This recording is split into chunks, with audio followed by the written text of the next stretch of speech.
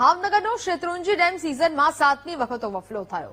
ઉપરવાસમાંથી અવિરત પાણી આવતા ડેમ ઓવરફ્લો થયો। ડેમના 30 દરવાજા ખોલીને નદીમાં પાણી છોડવામાં આવ્યું છે। 17 ગામને એલર્ટ કરી નદીમાં પાણી છોડવામાં આવી રહ્યું છે।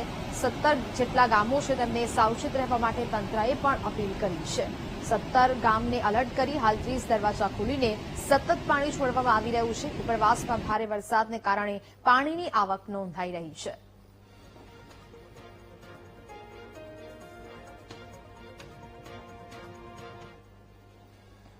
જૂનાગઢના કેશોદમાં લોકાર્પણ થયાના 2 દિવસમાં પાણીમાં અંડરબ્રિજ ગરકાવ થયો છે। પૂર્વ અને પશ્ચિમ વિસ્તારને જોડતા અંડરબ્રિજમાં પાણી ભરાયા છે। અંડરબ્રિજમાં પાણી ભરાતા સ્થાનિકોને ભારે હાલાકી સર્જાઈ। પાણી નિકાલના અભાવે લોકો 5 થી 7 કિલોમીટરનો ચક્રાવો લગાવવા મજબૂર બન્યા છે। સ્થાનિકોએ તંત્રની કામગીરી પર સવાલ ઉઠાવ્યા છે।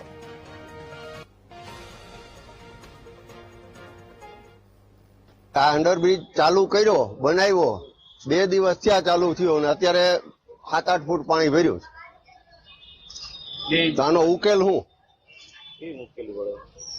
આ મુશ્કેલી જ છે ને। પૂર્વ તરફના કોઈ આવી જ ન શકે, બધી રીતે રસ્તો બંધ છે, નદીમાં પાણી છે। પાણીનો નિકાલ ન થાય ત્યાં સુધી આ રસ્તો બંધ જ રહે અને અંડરબ્રિજ હાલે જ નહીં, કોઈ સંજોગોમાં ન હાલે। અત્યારે જો અહીંયા ઉતાવળિયામાં પાણી આવી જાય છે તો ત્યાંથી નીકળવાનું પોસિબલ નથી થતું ને સામે તમારે આપણે જોઈ શકીએ તો પેલું જે અંડરબ્રિજ છે તેમાં પણ વધારે પાણી ભરાઈ જાય છે તો ત્યાં તો નીકળે એવું જ નથી ને પાણીનો નિકાલ તો કોઈ કરતું જ નથી। તો આમાં શું કરવું? અમારે છે કે એરપોર્ટ ફરીને આવવું પડે। રોજનું 5 થી 7 કિલોમીટર જેવું તો ફરવું પડે છે। તો શું કરવાનું? આનો કોઈ નિકાલ તો કોઈ લેતો નથી, તંત્ર તો કઈ જવાબ દેતું જ નથી અત્યારે કોઈને। અનેક મહેનતો પછી 4 વર્ષે અંડરબ્રિજનું કામ પૂર્ણ થતા 4 દિવસ પહેલા ચાલુ કરવામાં આવેલ હતો। 2 દિવસના વરસાદમાં ખાલી ગઈકાલેથી આજ સુધીના વરસાદમાં અત્યારે અંડરબ્રિજની અંદર સખત પાણી ભરાઈ ગયેલ છે અને ખૂબ જ હાલત ખરાબ થઈ ગયેલ છે। તો ખાસ તંત્રને અને જવાબદાર વ્યક્તિને મારી નમ્ર વિનંતી છે કે સબમર્સિબલ પંપ મોટર ચાલુ કરી પાણીનો નિકાલ થાય અને અંડરબ્રિજ ચાલુ રહે। વરસાદી માહોલ વચ્ચે જૂનાગઢમાં કુદરતી વાતાવરણ ખીલી ઉઠ્યું છે। જૂનાગઢમાં આવેલા ગરવી ગિરનાર અંબાજી મંદિરના મનમોહક દ્રશ્યો સામે આવ્યા છે। ગાઢ ધુમ્મસ અને વાદળો સાથે ગિરનાર પર્વત જાણે વાતો કરતો હોય તેવો આભાસ થઈ રહ્યો છે। વરસાદી વાતાવરણમાં ખીલેલી પ્રકૃતિથી સહેલાણીઓ પણ મંત્રમુગ્ધ થઈ ગયા છે। સહેલાણીઓએ ગિરનાર ગઢના પગથિયાઓના સુંદર દ્રશ્યો પોતાના મોબાઈલ કેમેરામાં કેદ કરી લીધા છે અને આ અદભુત અને આકર્ષક દ્રશ્યોનો વિડીયો સોશિયલ મીડિયા પર હાલ તો વાયરલ થઈ રહ્યો છે।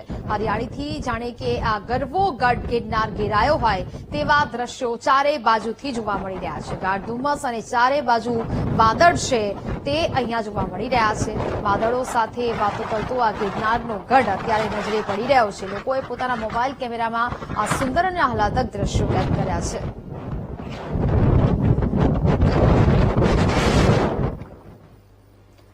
ગીર સોમનાથના વેરાવળમાં વરસાદે ખેલૈયાઓની મજા બગાડી છે। ભારે પવનને કારણે ગરબીના મંડપ પણ જમીનદોસ્ત થયા છે।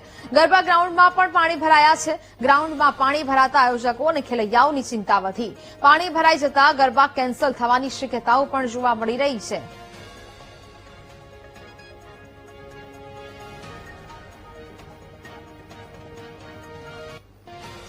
સંવાદદાતા રોહિત ફોન લાઈન પર જોડાયા છે। રોહિત, વેરાવળમાં વરસાદે ખેલૈયાઓની મજા બગાડી હોય ને આજે પણ ગરબા રદ થઈ શકે તેવી સ્થિતિ જોવા મળી રહી છે, શું વિગતો?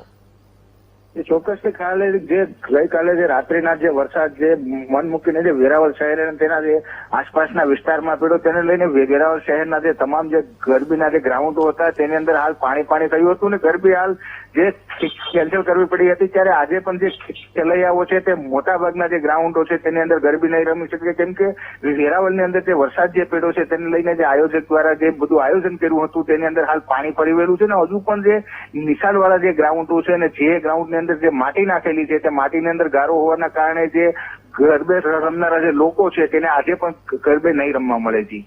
બિલકુલ, જાણકારી બદલ આભાર।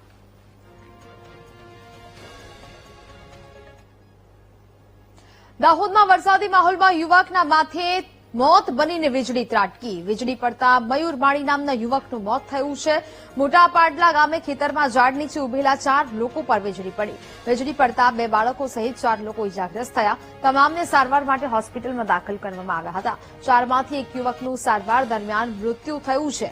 2 બાળકો સહિત 3 લોકો હાલ સારવાર હેઠળ છે.